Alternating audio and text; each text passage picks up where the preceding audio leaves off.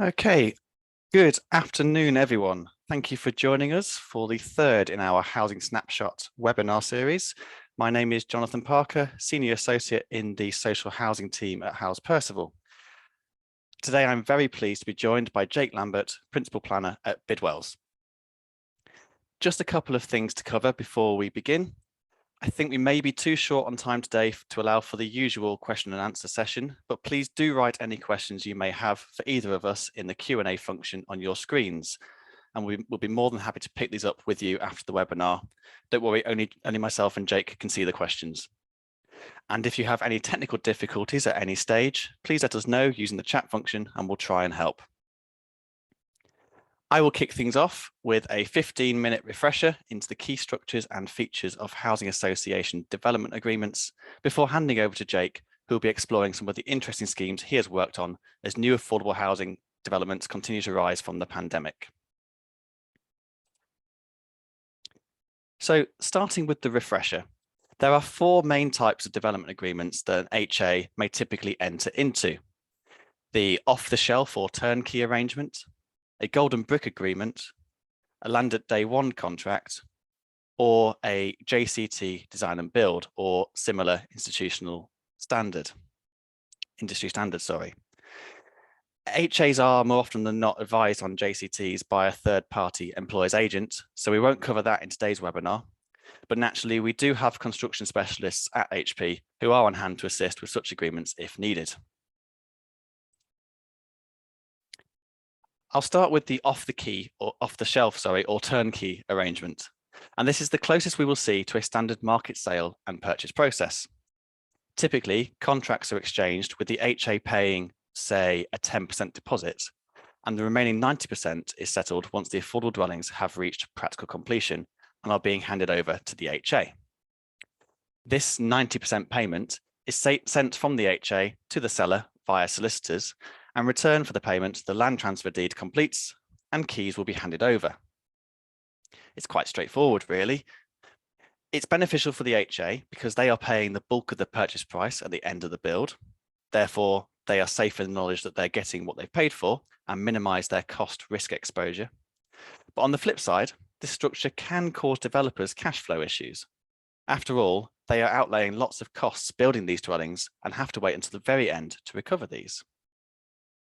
Sometimes this situation can give rise to negotiations of the size of the deposit and whether it can be released on exchange.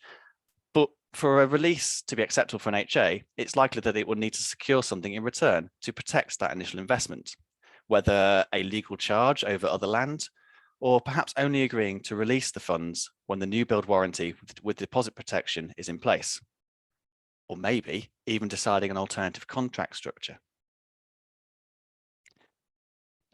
No slide dealing with off-the-shelf contracts would be complete, however, without a mention about the continued land registry delays. Pushing the land completion to the very end of the build means there will be significant land registry delays getting the transfer registered. At law, this shouldn't stop shared ownership sales from proceeding to a completion. But in practice, we still find ourselves with an uphill struggle convincing nervous buyers, their solicitors, and their lenders from proceeding until we can show to them a new title deed in the name of the HA. And for that reason alone, an off-the-shelf turnkey arrangement may not actually suit the HA, particularly if there are lots of future shared ownership sales.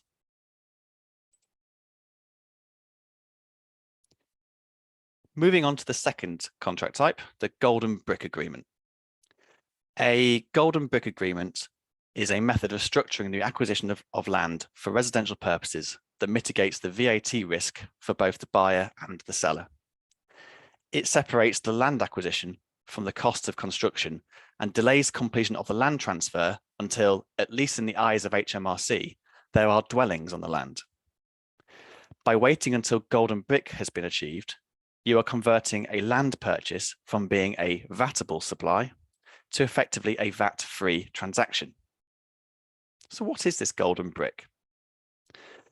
Well, the term is well hidden in various manuals, and I have picked out an extract on screen from the HMRC internal manual on VAT construction.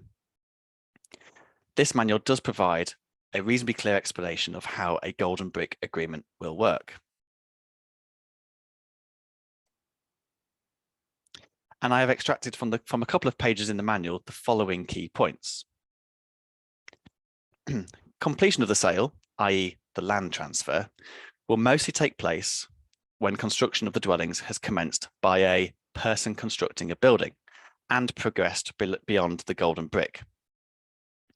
Whether a person is constructing a building is fact specific, but HMRC give the example of the act of simply digging and concreting foundations being insufficient, and that usually when walls begin to be constructed upon those foundations, will it then be accepted that a building is being constructed, i.e. golden brick has been achieved.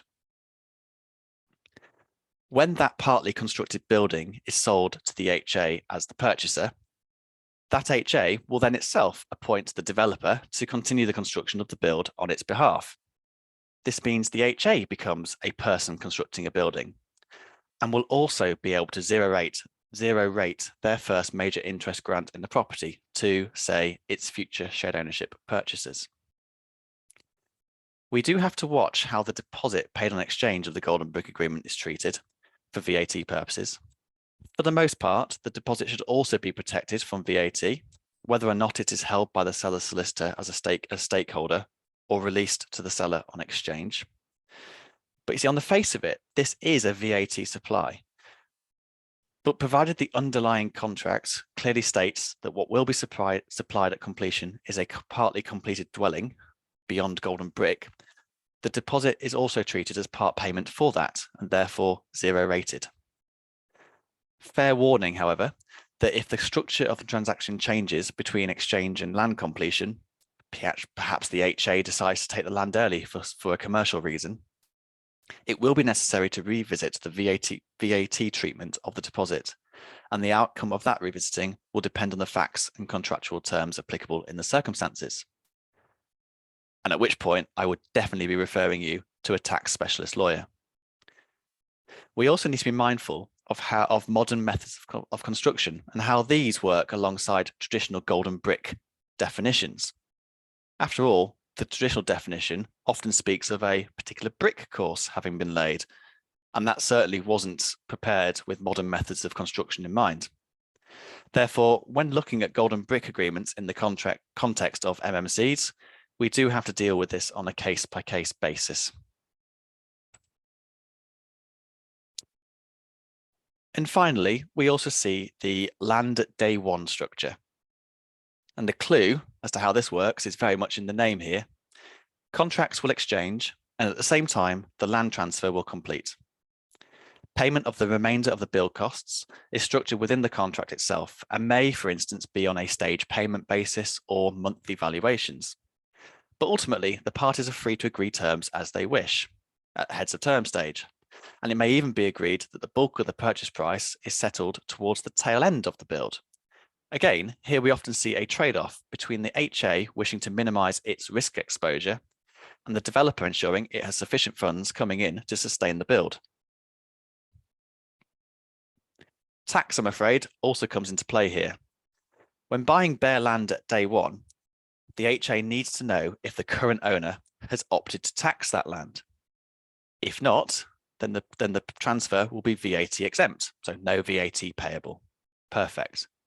But in the alternative, if the current owner has, or if they opt to tax before completion of the land transfer takes place, then VAT may be payable on the package price. The reason the current owner may have or will opt to tax their land is that it will entitle them to recover the VAT that they have incurred on, say, professional fees when buying the land in the first place.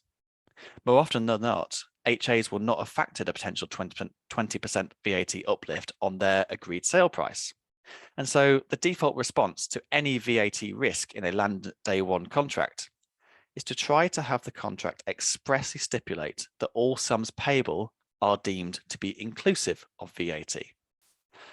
And in doing so, we flip the tax risk on the current owner and not the HA. And secondly, if the seller has not yet opted to tax, we would also seek to include covenants within the contract, preventing them from subsequently doing so. a little bit of side note here. It's interesting to note that there is actually scope within the VAT rules and regulations for housing associations to disapply a developer's option tax. That can only happen in very limited circumstances and is only before contracts are exchanged. But, and you may breathe a sigh of relief when I say this particular aspect is certainly outside of the scope of today's webinar.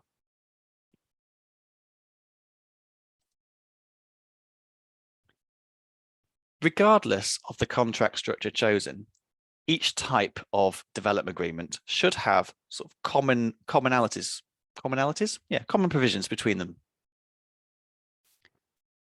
A good belt and braces approach to drafting often sees comprehensive build obligations included within the contracts beyond simply a one-line covenant by the seller to build in accordance with the planning permission and in a good and workmanlike manner. On the face of it, these quite extensive provisions may seem particularly burdensome to the seller, but ultimately they should reflect what they are already doing on site anyway. An agreed specification is also very key here and ought to be appended to the relevant contract. Different housing associations have different specification requirements for their purchases. And more often than not, they might not complement the developer's standard approach. So it's very worthwhile that a spec is agreed between the parties. Of course, all contracts will have a structure for payment of the purchase price, and we've covered that on the previous slides. But they will also have a process for inspecting during the build by the housing association or their employer's agent. Typically, inspections, provided they are agreed, are limited to visual inspections only without the power to open up works. Or if there is the power to open up the works, to do so is at the HA's expense. On inspections, those inspecting are also unlikely to be allowed to provide any on-site instruction to contractors. All contracts will also have a process for certifying whether or not practical completion has been achieved or not, and should include specific advance notice requirements, which vary from HA to HA, but we see a range of HAs requiring between 6 to 8 weeks notice of expected PC, with further notices served again the closer they get to the expected PC date. What really distinguishes contracts such with HAs from those of, say, a market purchaser is a contractual 12-month defect liability period, which is treated entirely separately to any defects protection that may or may not be within the relevant new build warranty provided with the units. This contractual 12-month period will allow the HA to report defects directly to the developer and categorize them according to their severity. This categorization then requires the developer to undertake the repairs within specific timeframes set out in the relevant development agreement. Now, of course, for my part of today's webinar, I have focused on the scenario where an HA is acquiring dwellings from a developer, most likely pursuant to the developer's Section 106 obligations.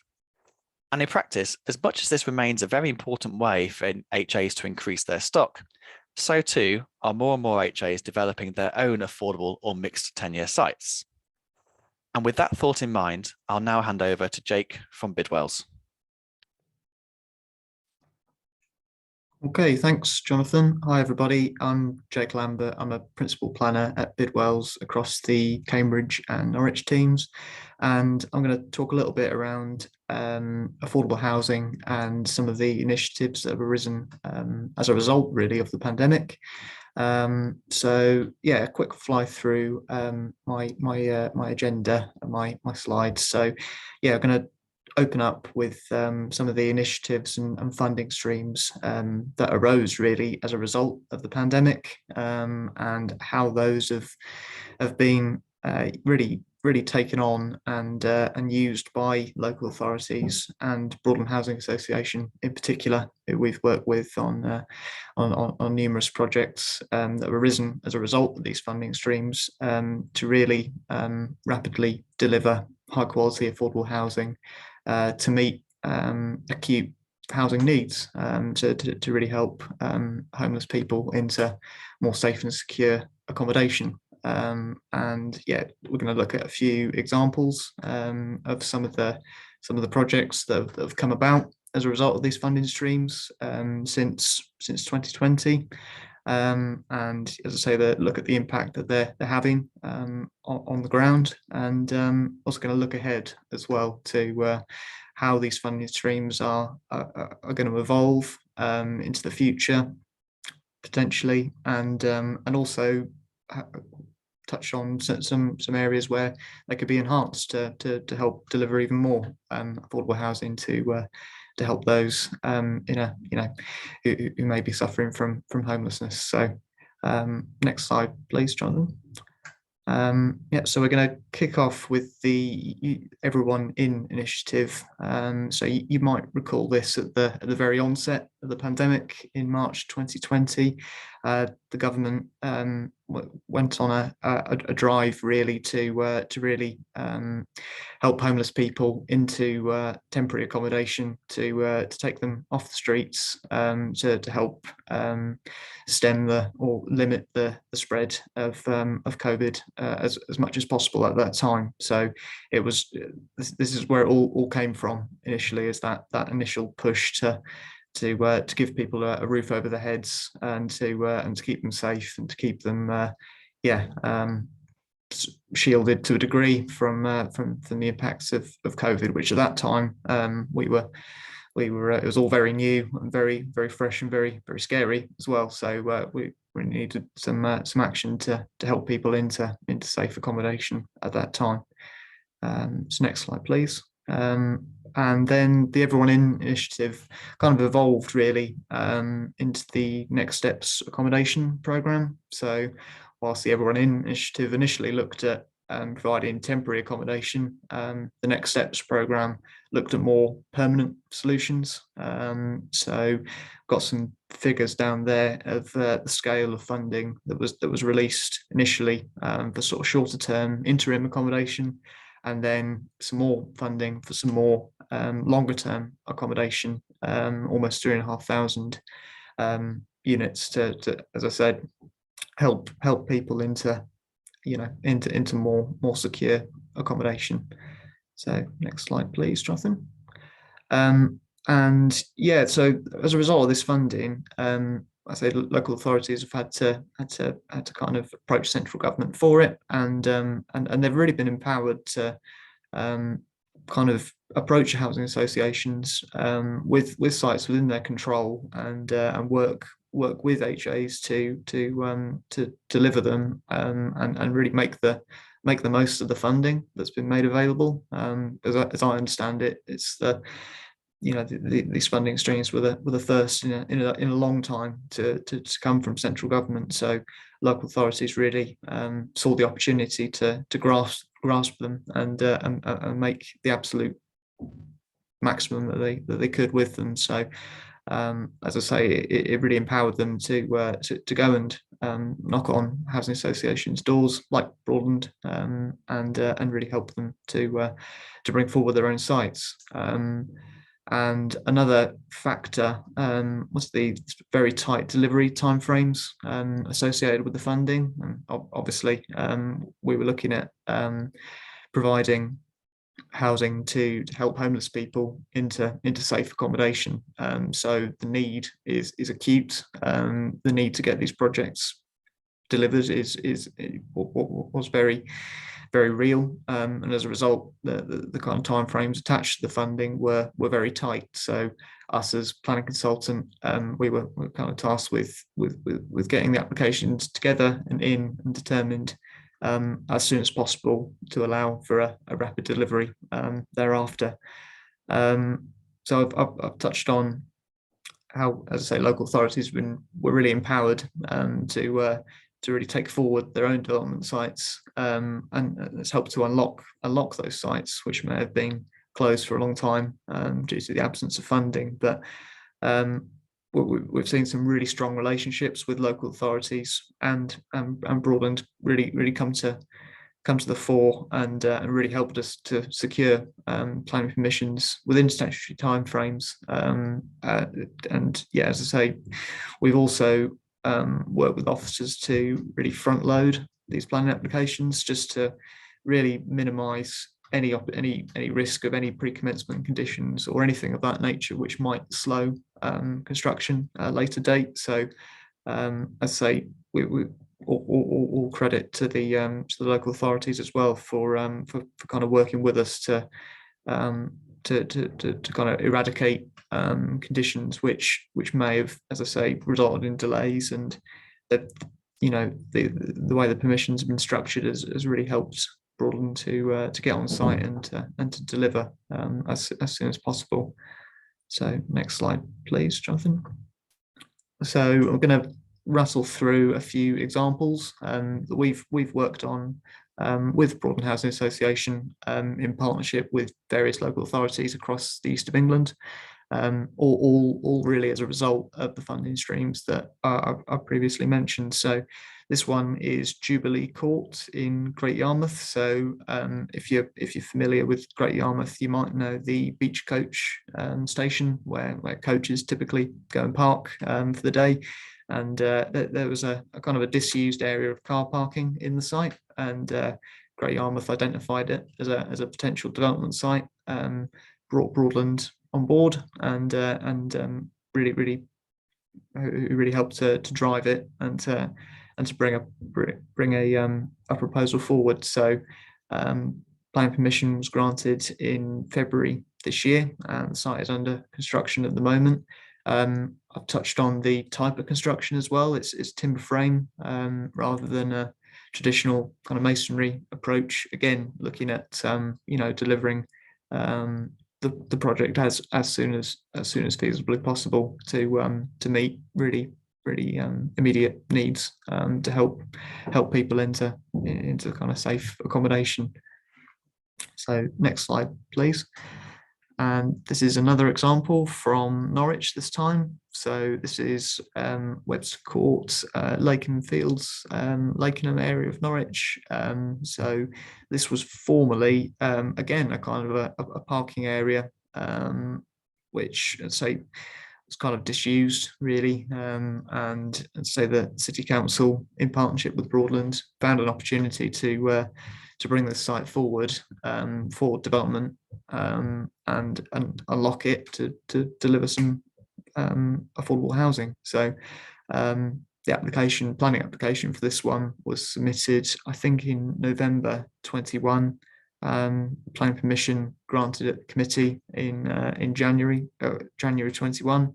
Oh, the application was submitted November 2020, sorry, and then permission granted January 21, following a successful committee resolution, and the project was then completed in December 2021. So a really rapid turnaround from the point of planning permission to actually completing the project, which is amazing to see. And I mentioned as well, front loading applications. This application, as with Jubilee Court and the other examples I'm going to mention, they were no pre-commencement conditions were attached to them at all. So it really enabled Broadland to really crack on and deliver. So this one was constructed with MMC. So modules kind of prefabricated off-site and assembled on-site in a kind of a short time frame. But as I say, the time period between grant of planning permission and completion of the project, I think is really tantamount to the good work that Broadland have done, and also the City Council in kind of processing the decision as quickly as they did. And I've touched on there as well that the project has been nominated as in the Best Small Project category in the RTPI Awards for Planning Excellence, both in the East of England and at the National Awards as well. So the National Award ceremony is later this week, so fingers crossed for that one. So next slide, please. And another example from Norwich, this is at Ketts Hill. Again, if you know Norwich, you probably know the Ketts Hill roundabout area and the former Ketts Hill Tavern pub. So this site sits on the former car park for this one. 3-minute warning there, let's wrap up. So yeah, for the former car park for that pub, it's 7 properties, planning permission granted earlier this year, 2022, January 2022, following submission the application in November 21, and it's under construction and looking great. So again, another great one to deliver with Broadland. And final example, this is in Thetford. Again, this was land owned by Breckland Council. Approached Broadland with the land, and again, timber frame, 5 one-bedroom homes. Planning permission obtained in March 22, and it's all under construction and going well. And also, it was the subject of probably the most short planning committee debate I've ever witnessed, at least. A very quick unanimous approval, and really just shows how members are really supportive of the initiative and can kind of see the benefits of what it's delivering. Next slide, please. And so just to wrap up, really, so it's fairly evident to see how those funding streams arising from the pandemic have really opened up new opportunities for local authorities to really establish strong partnerships with housing associations to deliver their sites for them. And long may it continue, really. Those are my details there. If you'd like to come back with any thoughts, but as I say, it's been great to be involved in those projects, and there's more to come as well. So yeah, all really good to see. Thank you. Brilliant. Thank you very much, Jake. So yeah, I think all that remains for me to say is thank you to you all for attending today, and also for Jake for giving us a very interesting insight into the projects he's been working on post-pandemic. We're having a bit of a break over the festive period, but please keep an eye out for details of next year's snapshots kicking off towards the end of January. As usual, when the webinar closes, you'll be invited to fill out an online feedback form. If you could please fill that in for us, it will be much appreciated and will help us to improve future webinars. If you would like to discuss anything in more detail, please don't hesitate to get in touch with either myself or Jake. And when you receive a copy of today's slides, we will include within them our contact details. In the meantime, please do take care, and hopefully you'll be able to join us again for another webinar in the new year.